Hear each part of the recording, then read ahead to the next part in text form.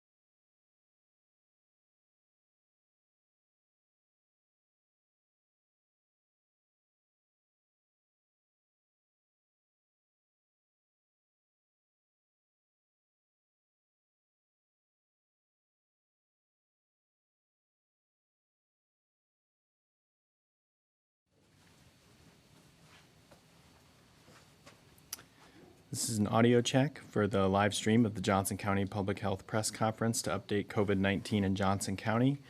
The press conference will begin in approximately 3 minutes at 1 p.m.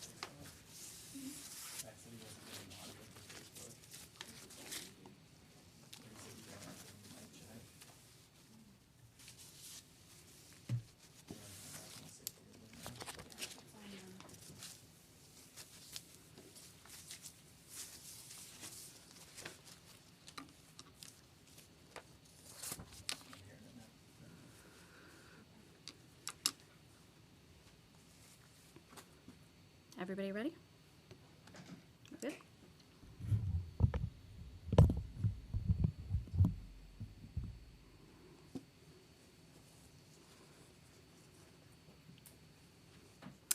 All right, it's 1 p.m., so we will get started. Welcome to the press conference for the Johnson County Emergency Operations Center for Tuesday, April 7th. I'm Kelly Andreessen, Public Information Officer for Johnson County. We are doing things a little differently today to exercise responsible social distancing, and so we are live streaming this via City Channel 4's YouTube live feed and Facebook live feed. So thank you to our reporters who are tuning in. We will be responding to questions virtually today. Thank you to our community partners for participating, and again, for all of those who are tuning in virtually. As I mentioned, we are streaming this live on Iowa City Channel 4 YouTube and on the Johnson County Public Health Facebook page. We are practicing social distancing, so we have limited the number of people in the room. And so for those purposes, we do have 2 speakers who are participating via Zoom, and we have 2 who are participating live. And for those live presenters, I'll bring them in each individually. Each speaker will give their prepared speech, and then we'll open it up for questions for that individual. And so for those reporters who are participating virtually, if you do have questions that you missed during that time, just follow up with our staff and we will get you connected. As I mentioned, this is a little bit different. We're doing things differently for the first time. So please have patience with us, and we appreciate your flexibility. We are constantly trying to navigate new ways to share information with both the media and the public. And so we appreciate that everybody understands that we're working on things all the time. So we will go ahead and get started. Our first speaker is Dr. Teresa Brennan, Chief Medical Officer with University of Iowa Hospitals and Clinics. Dr. Brennan, I'll hand it over to you. A couple of remarks to start, and then I'm happy to take questions. First, I want to give an update on inpatients. We presently have 17 inpatients in the hospital. We've treated a total of 27 patients overall in the hospital at the University of Iowa Hospitals and Clinics. In addition to caring for patients with COVID-19, the University of Iowa also plays a vital role in studying the new coronavirus and researching potential new treatments for COVID-19. As I've previously mentioned, we are a part of a global trial to study the drug remdesivir. We are also planning to conduct a clinical trial with convalescent plasma, meaning plasma taken from donors who have successfully recovered from the virus to be given to patients who are actively fighting it. And finally, today, our researchers published results from an early stage trial in animals that might lay the groundwork for a vaccine for COVID-19 that ultimately could be used in people. I'm happy to take questions. And just a reminder to our reporters, we will take the questions as we receive them. So if you sent in a question and it hasn't been asked yet, we're getting to it. So the first set of questions for you, Dr. Brennan, come from the Iowa City Press Citizen. And the first question is, there are reports of medical professionals wearing N95 masks for longer than usual. What is the maximum amount of time a medical provider should wear an N95 mask, and at what point does the mask become less effective? That's a good question. With the N95s being in such a shortage across the country, providers are wearing N95s for longer than normal. In general, we would use them for a single episode of care with a patient. We are now using them for longer than that. They are not very comfortable. It's hard to breathe in them. They fit very tight to one's face, and so they're not very comfortable to wear. I'm not aware of any data that they degrade over time. They certainly could if they become wet or soiled. They should certainly be changed at that point. In working with our central sterilizing services, with our emergency management, with employee health at the University of Iowa Hospitals and Clinics, as well as the College of Public Health, and our program of hospital epidemiology and the Iowa State Hygienic Lab, we have successfully created a reprocessing. So our staff can wear the N95s and they can be reprocessed up to 4 times. These masks have gone through this and have been tested and maintain their integrity to that 4th reprocessing. At that point, after the 4th reprocessing, we would discard them. But to specifically go back to the question, I don't know of any time per single episode, but again, that's most likely probably related to, most likely limited by the fit of the mask and the comfort. Thank you. And then a follow-up question about the masks. How effective are homemade masks at stopping the spread of COVID-19? Yeah, that's a really good question. And as the CDC now has recommended that people consider when they're in a public place wearing homemade masks, this is something that we certainly are looking at and looking into. Masks that are made in a homemade way are really variable, and so it's really difficult to know how effective they are. We believe that they're probably more effective than nothing, but certainly less effective than a surgical mask. But remember, the reason one should wear a mask is for source control, meaning I should wear a mask if I were to have COVID than to not transmit it to others. It's less effective in wearing a mask so others can't transmit it to you. It's really important to recognize that if you're not used to wearing masks, wearing a mask, a cloth mask, may actually increase your risk of touching your face, and really important that they be laundered appropriately. Okay, the next question is from Kate Payne with Iowa Public Radio.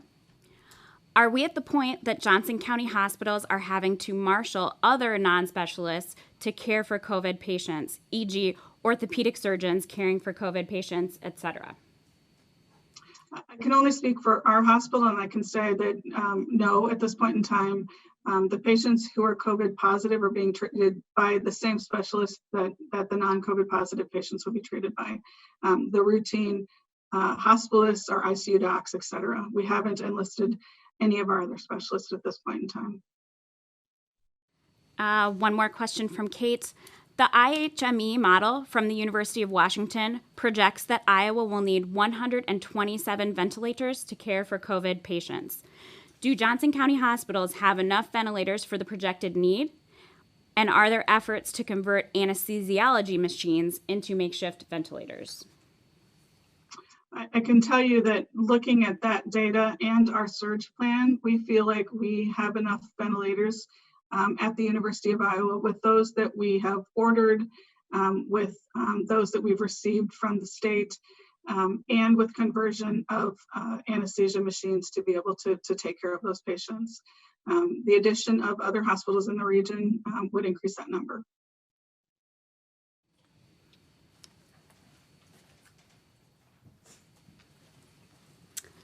All right, we have another question from Vanessa Miller with the Gazette. Vanessa was wondering if the Johnson County death occurred at UIHC. Can you say how many of the current 17 patients are on ventilators, and what are their conditions, and are some in critical condition? In order to protect the privacy of our patients, I'm going to not respond to that question. Appreciate the question, but we certainly need to keep our patients' privacy our top priority. Another question relating to ventilators. There may be a big need for ventilators if the cases keep growing. And I'm sorry, this is from Travis Brees from KWWL. Is UIHC cross-training nurses to use anesthesia machines for ventilators? If so, how effective has this been? If not, is there a time when the hospital may look to do this? Certainly, respiratory therapists are certainly relied on greatly when patients are intubated and require a ventilator. We have a surge plan which looks at how many we will require, how we will supplement them with anesthesia techs, as well as potentially others. We have begun training our nurses for various duties that may be outside of their normal daily activities. But at this point in time, I don't have any data about how that's going.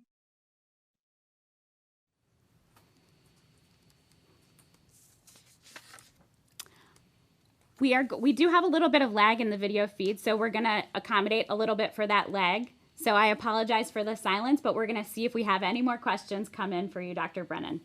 Okay. Thanks.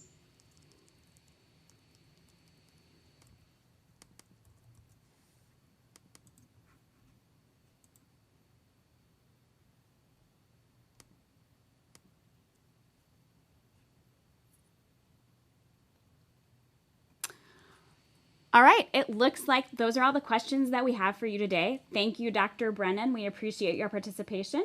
And now we'll pass it over to Margaret Reese with Mercy, Iowa City. Thanks, Dr. Brennan. Thank you so much.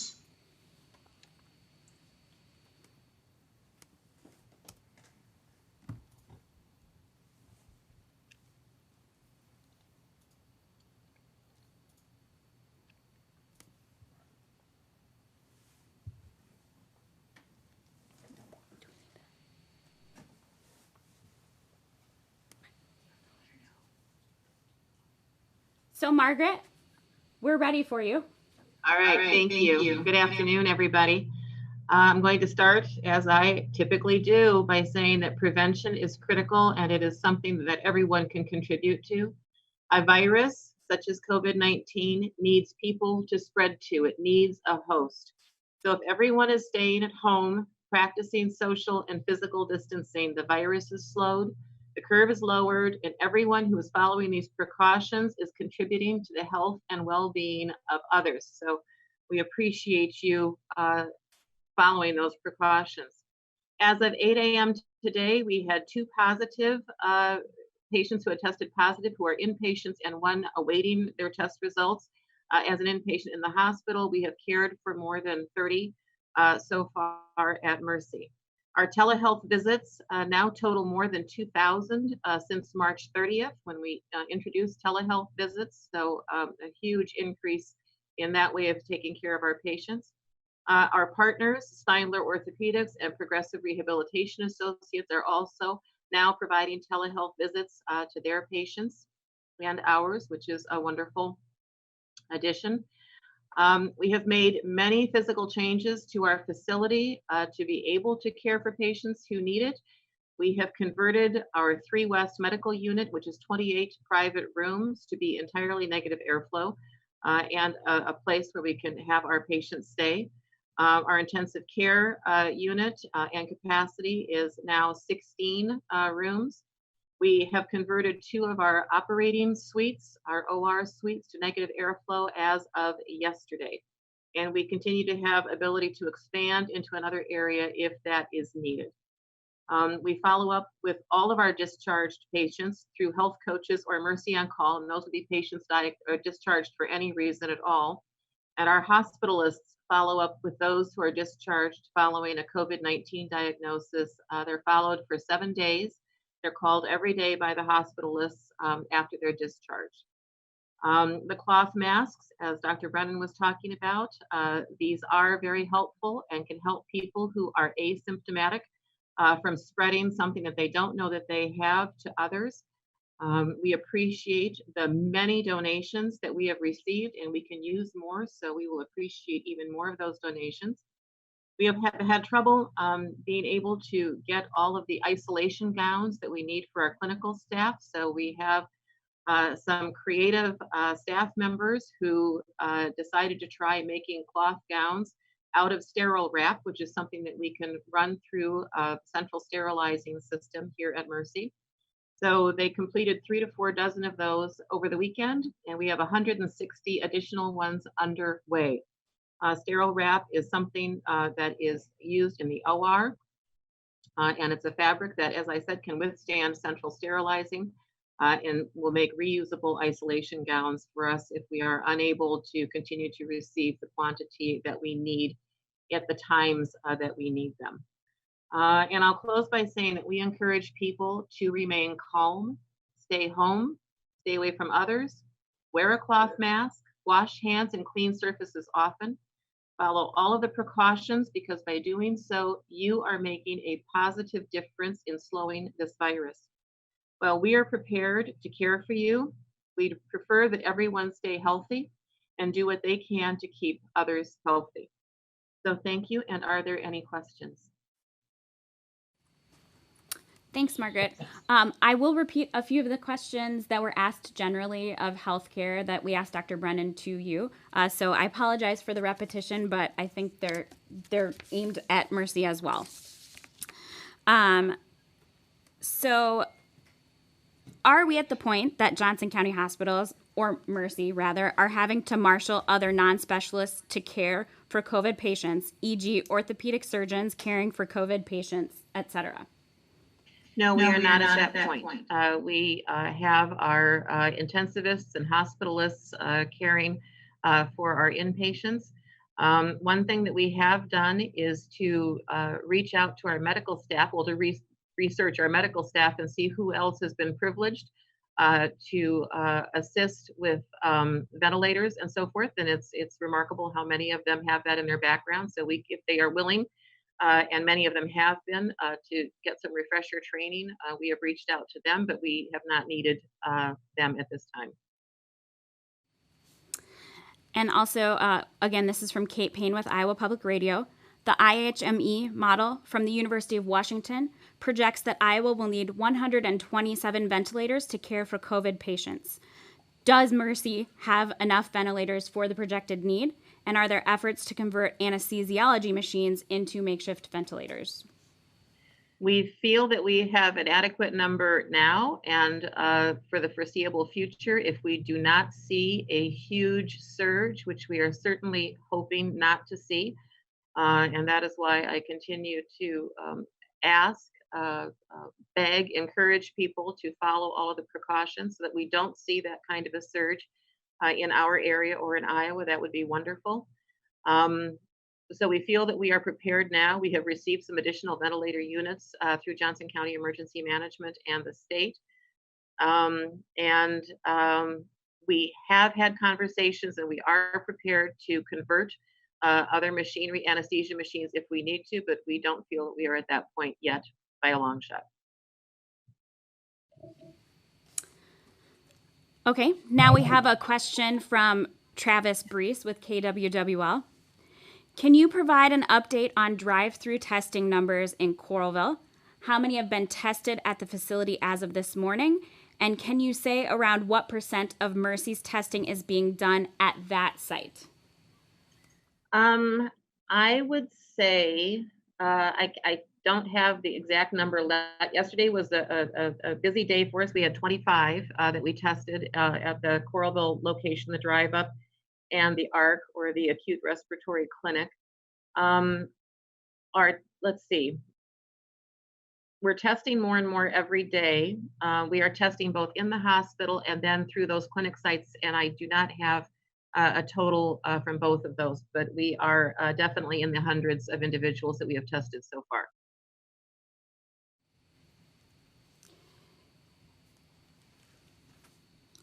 We have a question from Sarah Watson with the Daily Iowan. How many patients is Mercy expecting to treat in the case of a surge? I don't have an answer to that question. I'm sorry. I don't know that we have even anticipated what that number could be.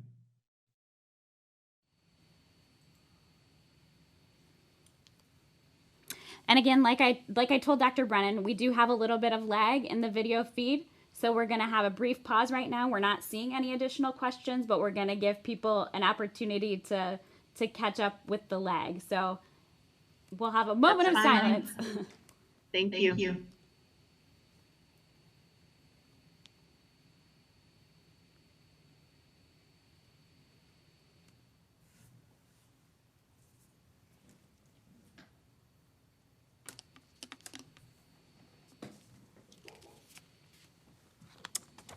All right, it looks like we don't have any additional questions, Margaret. Thank you again for participating virtually, and we will see you virtually again soon. Thank you very much. Bye-bye.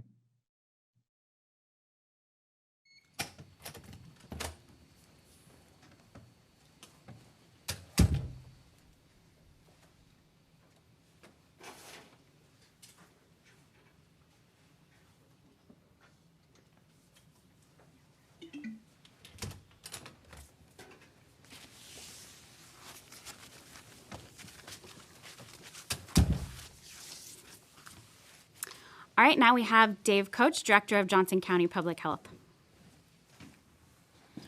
Thank you again, Kelly, and thank you, everyone, and good afternoon. As of today, there have been a total of 134 positive cases in Johnson County, and 55 have recovered from COVID-19.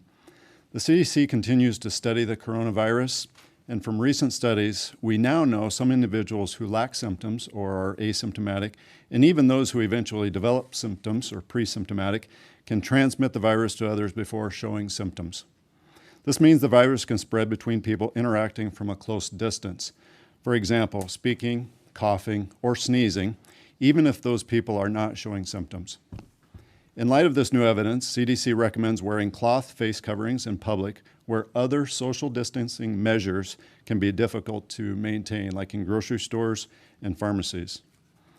However, physical distancing yourself 6 feet away from others when you must be in public and hand washing are still the most important things you can do to slow the spread of the virus. Cloth face coverings made from household items or materials like scarves and bandanas can be used as an additional voluntary public health measure. Leave the surgical masks and the N95 respirators for healthcare workers and other medical first responders. Please understand that wearing a mask covering does not mean that you are protected from this virus. It means you may be protecting others if you have it and do not know it. Social and physical distancing can feel isolating and stressful, but we all need to do our part. Staying home and not having visitors is the safest for everyone. This is difficult to explain to your children, especially when they know other children are getting together. Educate others by reaching out to friends, family, and neighbors to explain social distancing. Tell them you are helping slow the spread by not allowing your kids to play with kids who don't live in your home and not gathering with any other adults. These difficult conversations could help us get through this more quickly. Thank you to all Johnson County residents who are doing your best to protect our most vulnerable friends, family, neighbors from this virus. Thank you, and I'll take any questions at this time. Okay, we have a remote question here from Zach Smith with the Iowa City Press Citizen.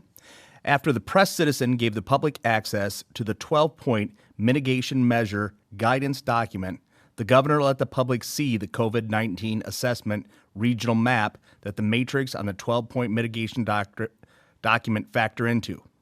At yesterday's press conference, our area had the highest score. Thus far, Iowa Department of Public Health and the governor have not given public access to the table used to populate that map. Have you seen the region's table, and if so, what made that score so high? If the question is responding to the table, the four metrics with the values, that information has been made public on the IDPH's website for several days. The map also was on the website of the different regions. Regarding how that score was determined for our region, we have not received any information or sharing of how that was determined. So that is several counties in the same region, not just Johnson County. So we do not know for sure how those numbers were determined. Again, there's the four metrics that Iowa Department of Public Health is using to determine those measures. We just don't know exactly the methodology of that across all the various counties in this region. So you don't have access to that table that they're utilizing right now? If the table is referencing the way in which the values were determined, no, we don't have access to that.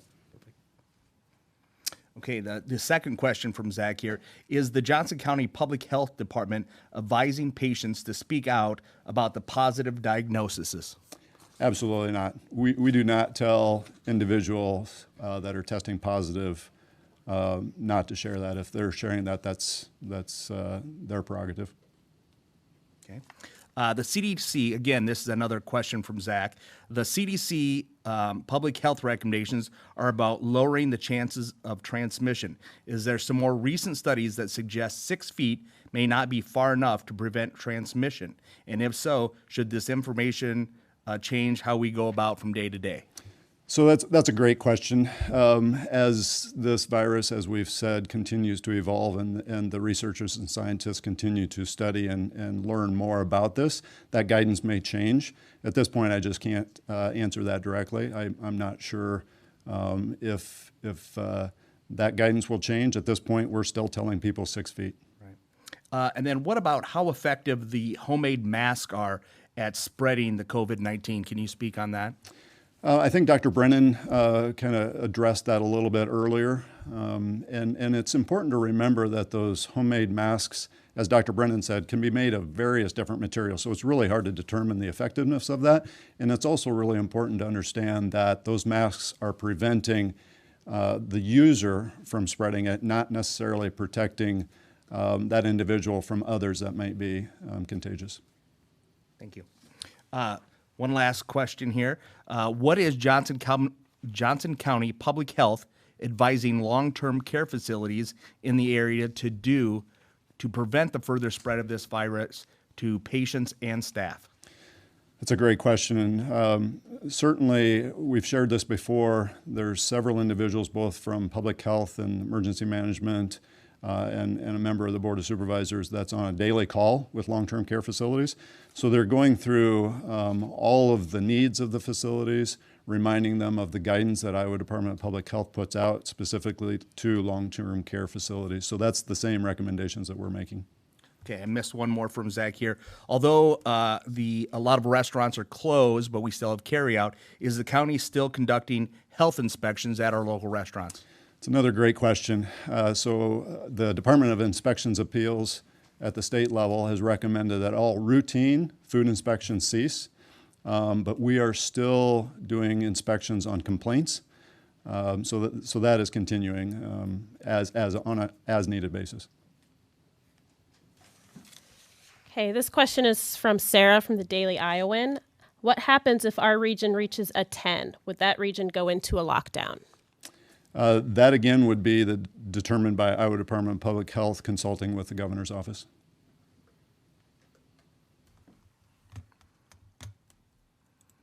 And we have another follow-up question here from Kate Payne. We've now seen confirmed cases at 3 different long-term care facilities across the state. Are residents and staff at Johnson County facilities being proactively tested? That's a great question, and the recommendations, again, come from Iowa Department of Public Health. If there are residents that are showing symptoms, that is, again, determined by healthcare providers, whether those individuals are being tested. To my knowledge, there's not widespread testing on asymptomatic individuals, whether they're residents or staff. I know that they are doing everything that they can. They are certainly monitoring all staff coming in to the facilities every day.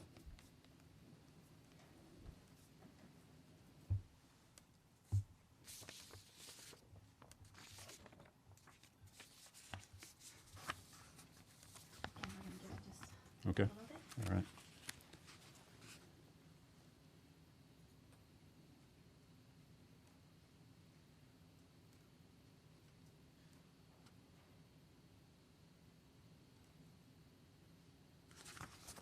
All right, thank you, everyone.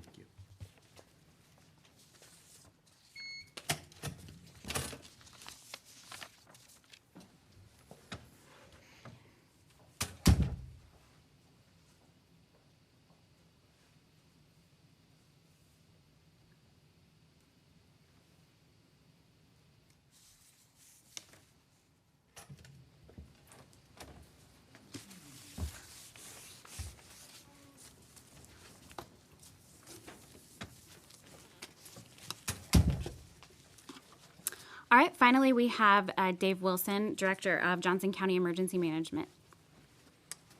Thanks, everyone. It's weird to do this as a Zoom meeting, but I'm going to try and cover the topics here. So we continue to be on day 29 of our EOC operations. With that is a lot of collaboration and coordination that goes on from many partners, state, local, federal, long-term care centers, elected officials, you name it. They're all at the table and have been since, Sunday night when we first had our announcement to Monday when Johnson County Public Health opened their Incident Command Center, and Tuesday when we opened the EOC. To that end, we, as I stated before, were prepared for H1N1, Ebola, and several other things, so we had quite a cache of equipment on hands that we could push out early on and have done so, and thankfully so. Just to recap where we're at on supplies today. So stuff that emergency management had that was sourced locally because we have great support of our preparedness program.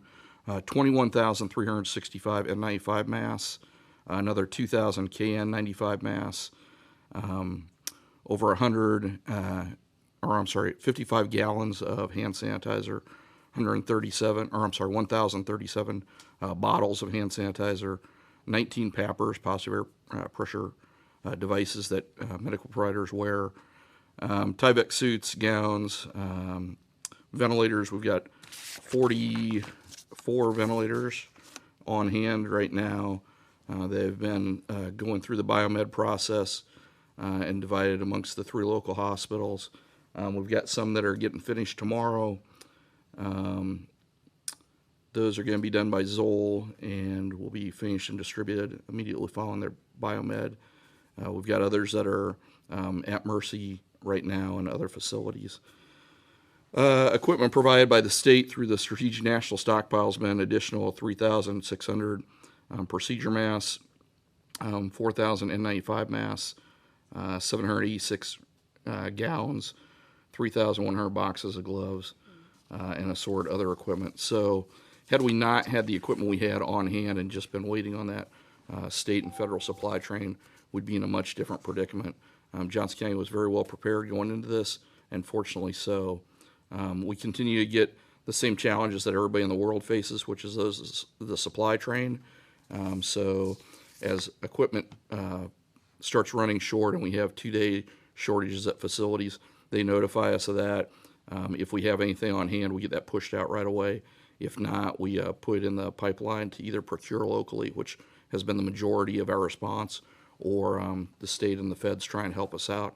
I can reassure you that all the vents that have been pushed out so far are not state or federal vents. They are local vents. There have been no state vents or federal vents, to my knowledge, as of reporting time yesterday, landed in Iowa for distribution. So if there are any in Iowa, I'm certainly not aware of that, and we've not received any. But 44 is a pretty good number. Additionally, you have to remember that going along with that is the people who operate those vents.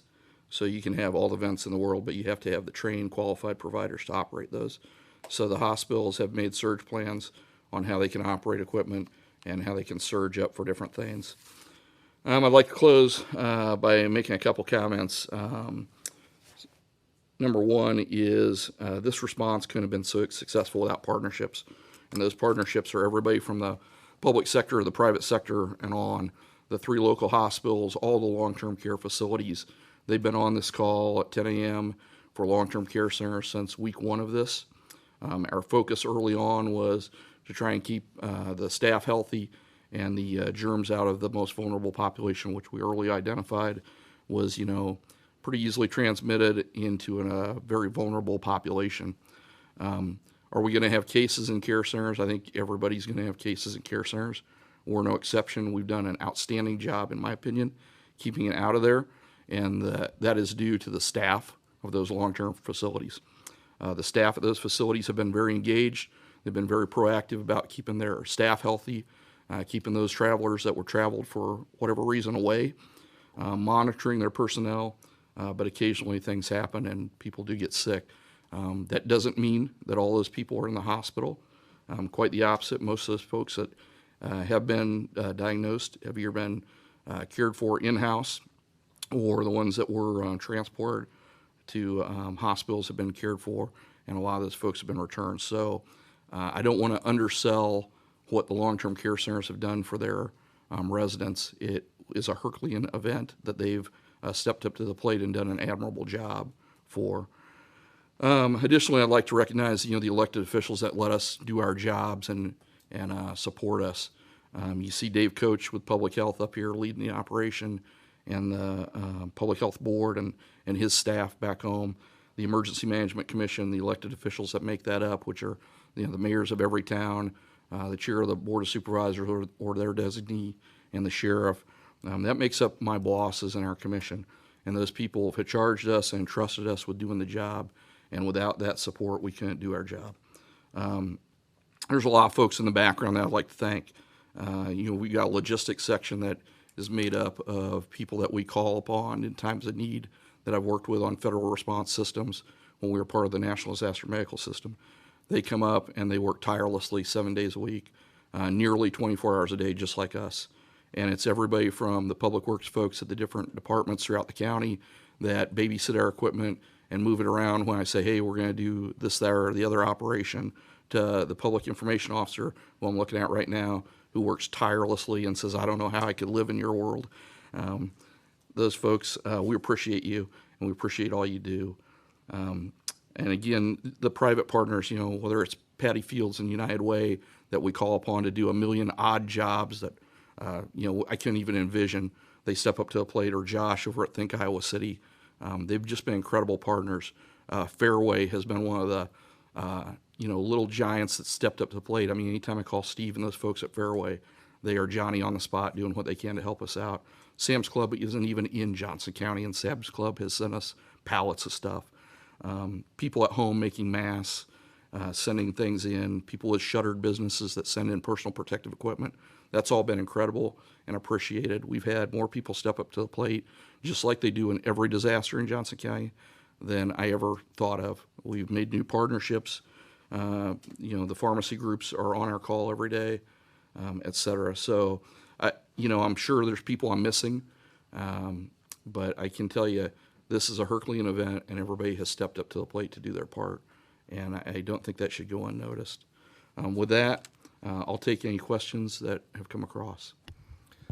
Thanks, Dave. We have a few questions here. One from Zach Smith with the Iowa City Press Citizen. We know the N95 masks are in high demand, and the supply chain countrywide has struggled to keep up. Yeah, is the county involved in prioritizing the distribution of this equipment, or is it purely based on individual institution supply chains? No, quite the contrary. So it's global. I wouldn't even see it's local, national. It's global. So it's a global shortage and a global problem. A lot of this material is not made in the U.S. Or components thereof. And so had we not had personal protective equipment and caches of equipment, we had vents on hand. None of these vents that I talk about came from some magic tree out back. They all came from a preparedness program that we had and that was robust. and they came from partnerships from other programs, et cetera. So we do prioritize that stuff. We triage it, and it's not changed. We've got 3 hospitals, the largest one in the state of Iowa, the level 1 trauma and tertiary care at University of Iowa. Obviously, they've been, focus number 1, Mercy Hospital, Iowa City. VA generally has their own supply train, but there have been times where their supply train couldn't keep up at the VA, and we've helped them out with equipment. Long-term care centers, because of their vulnerable population, have always been like 2.1, and then those cases are subdivided into long-term cares that have a case or that don't have a case. And we've always tried to make sure that anybody that says they're out today or they're going to be out tomorrow gets prioritization. On down the list has been EMS transport services, fire departments and law enforcement that do first response or run the jails, medical clinics that most of them are shuttered or have reduced operations significantly, and then other jurisdictions that might have vulnerable populations, the homeless community, et cetera. So that triaging goes on routinely, and we utilize the same triage today as we utilized day one.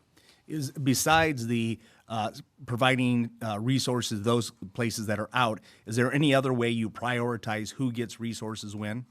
Obviously, if you're out and you're tier 1 as a hospital or a long-term care facility, then we prioritize you higher than, say, the jail.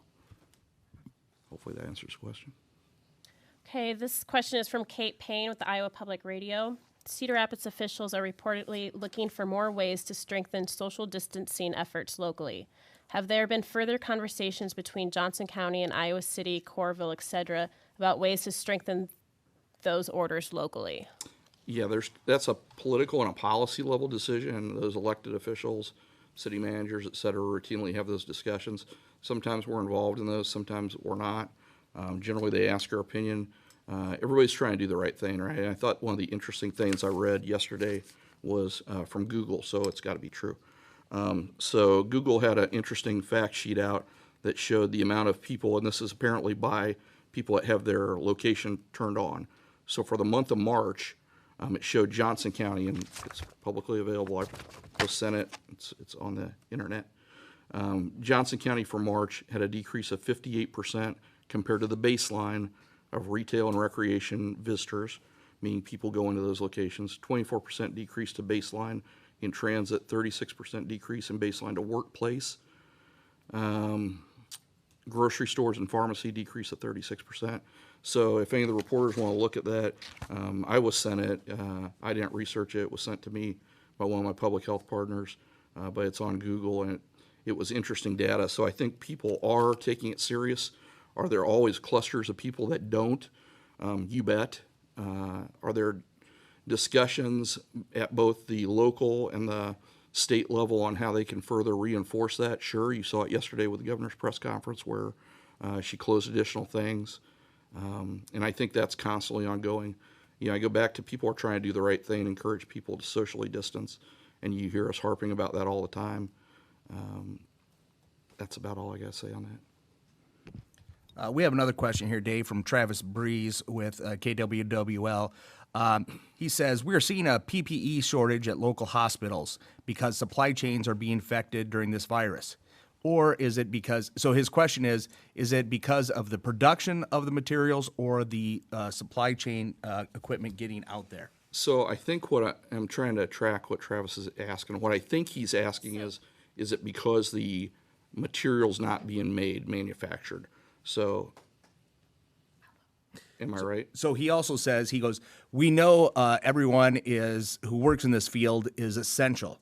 So is it, you know, the people there producing it are all essential employees. They're there Correct. making it, right? Correct. So what is the weak link in that supply Okay. chain? I think I've got you now, he's Travis. So I think the weak link is just the volume, the sheer volume. Manufacturing facilities can't ramp up quick enough. You know, we've fallen into this just in time, usually too late delivery model where we don't have warehouses sitting full of equipment generally. Those manufacturing places process and warehouse equipment based on what they determine is the routine need. And I can guarantee you none of these people were running their business model based on a global pandemic. So I don't think it's because they don't have workers And I don't think it's because they don't have raw materials. My understanding is it's because they can't keep up with the demand. You just can't keep up with the demand. And I think that's global, and that's not unique to people manufacturing PPE. It's no different than the face shield people. I mean, if you'd have told me 60 days ago that we'd been in the face shield business, I'd have looked at you like you had a third eye. Never in my wildest dreams did I figure we would be asking people with 3D printers to manufacture reusable, decontaminable face shields. And I guarantee you the people manufacturing them did not think they were going to be a hot commodity in the healthcare industry like they are right now.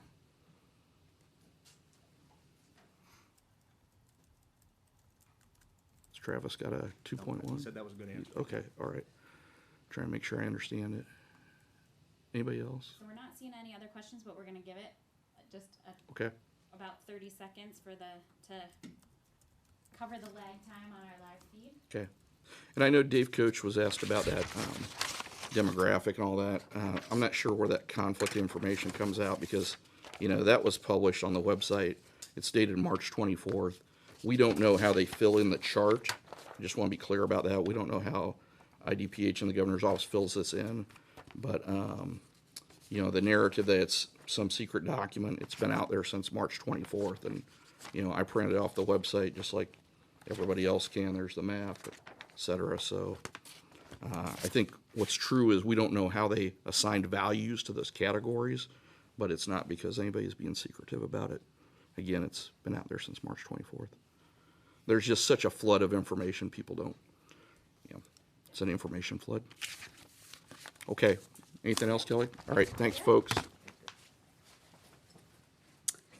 So that concludes our press conference for today. Thank you again for those reporters for participating and for those streaming live and our community partners coming in through Zoom. As I mentioned, we did try to answer all of the questions that we received. If by chance we missed one, we will make sure to get it forwarded to the correct person. And if there are any additional requests, just go ahead and get them to us and we'll get you routed in the right direction. Thanks again, and we'll see you virtually soon.